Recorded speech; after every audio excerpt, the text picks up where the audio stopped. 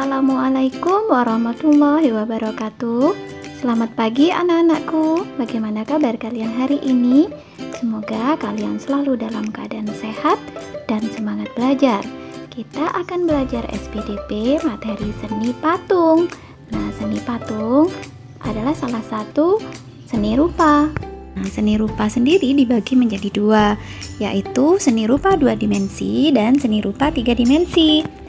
Seni patung merupakan bentuk seni 3 dimensi buatan manusia yang menampilkan estetika atau keindahan.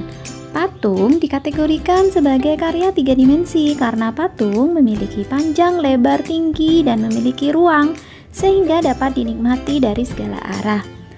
Menurut Kamus Besar Bahasa Indonesia atau KBBI, seni patung adalah tiruan bentuk orang, hewan, dan sebagainya dibuat, dipahat dan sebagainya dari batu, kayu, dan sebagainya.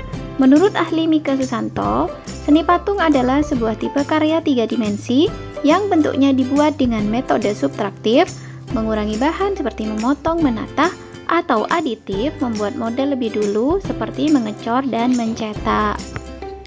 Berbagai macam bentuk dan ukuran patung dapat ditemukan di Indonesia.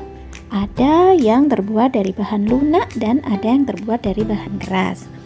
Bahan-bahan membuat patung itu dibagi menjadi 3, yaitu bahan lunak, bahan sedang, dan bahan keras. Bahan lunak itu bahan materialnya empuk dan mudah dibentuk. Nah, contohnya adalah sabun, plastisin, tanah liat. Yang kedua, bahan sedang itu bahan yang tidak lunak dan tidak keras. Nah, contohnya adalah pohon atau kayu waru, kayu mahoni, kayu randu. Yang ketiga adalah bahan keras. Nah, bahan keras ini adalah material yang berupa kayu dan batu, seperti batu granit, batu marmer, batu andesit. Nah, alat-alat yang digunakan saat membuat patung yaitu cetakan, butsir, meja putar, palu, pahat, dan amplas. Nah, teknik-teknik dalam membuat patung yang pertama adalah membutsir. Nah, membutsir itu adalah memijit, menambahkan atau mengurangi bahan yang dibentuk. Nah, alat yang digunakan adalah butsir dan sudip. Bahan yang digunakan untuk membuat patung dengan membutsir itu adalah tanah liat atau plastisin, jadi dari bahan-bahan yang lunak dan sedang. Kemudian yang kedua dengan memahat. Memahat adalah mengurangi bahan dengan cara dipahat. Nah, dipahat itu dikurangi sedikit-sedikit bagiannya ya. Alatnya yang digunakan adalah pahat dan palu. Bahan patung yang digunakan menggunakan teknik memahat ini adalah kayu atau batu. Yang ketiga adalah mencetak. Nah, mencetak adalah teknik menggunakan cetakan baik dengan tuang atau cetak tekan. Nah, alat-alatnya adalah cetakan-cetakan tadi. Kemudian bahan-bahannya patung yang menggunakan teknik cetak adalah semen, fiberglass, kip, atau logam-logam yang dicairkan terlebih dahulu. Yang keempat yaitu konstruksi. Nah, ini dengan cara menyusun atau membangun, membuat kerangka lalu disatukan dengan cara dilem atau disemen. Nah, itu adalah cara atau teknik membuat patung.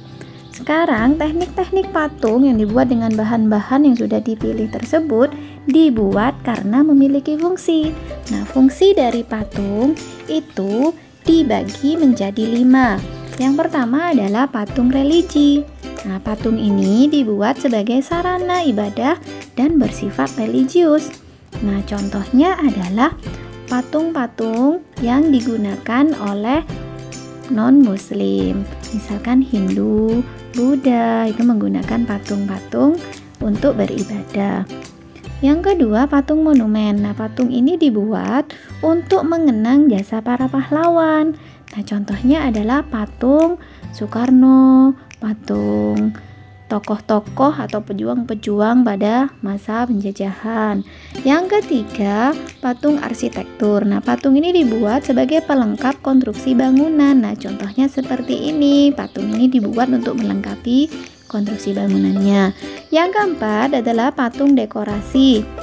Patung ini dibuat sebagai penghias bangunan atau penghias taman atau tempat lainnya sehingga lebih indah. Nah, contohnya seperti ini. Ini ada patung binatang untuk menghias taman sehingga tampak lebih indah. Yang kelima adalah patung seni. Nah, patung ini dibuat hanya untuk dinikmati keindahannya saja. Nah, ini patung-patung seni yang dibuat sesuai imajinasi dari pembuatnya. Selanjutnya adalah jenis-jenis patung berdasarkan bentuknya. Nah, patung berdasarkan bentuknya dibagi menjadi dua, yaitu patung figuratif dan patung non-figuratif. Patung figuratif adalah jenis patung yang berbentuk objek visual yang realistis atau ada dalam kehidupan nyata. Patung figuratif menggambarkan objek nyata seperti manusia, hewan, tumbuhan, maupun benda lain yang sifatnya nyata. Nah, contohnya adalah patung dari tokoh-tokoh atau pahlawan, kemudian patung-patung binatang. Kemudian yang kedua, patung non-figuratif. Patung non-figuratif merupakan jenis patung yang berbentuk objek visual yang tidak realistis. Karya seni non-figuratif seringkali tidak menggambarkan sesuatu yang bisa dikenali sama sekali karena penggambarannya yang abstrak. Namun, penggambaran abstrak patung non-figuratif dinilai unik dan dapat mewakili suatu emosi yang kuat, juga nilai estetika yang tinggi. Nah, berikut ini contoh dari patung figuratif, tidak berbentuk manusia, hewan, tumbuhan lagi, tetapi berbentuk sesuai imajinasi dari pembuatnya. Nah, itu adalah seni patung yang bisa kita pelajari hari ini, baik dari pengertiannya, jenisnya, fungsinya, bahan, teknik juga. Nah, terima kasih anak-anak. Sampai jumpa pada video pembelajaran selanjutnya. Terima kasih. Wassalamualaikum warahmatullahi wabarakatuh.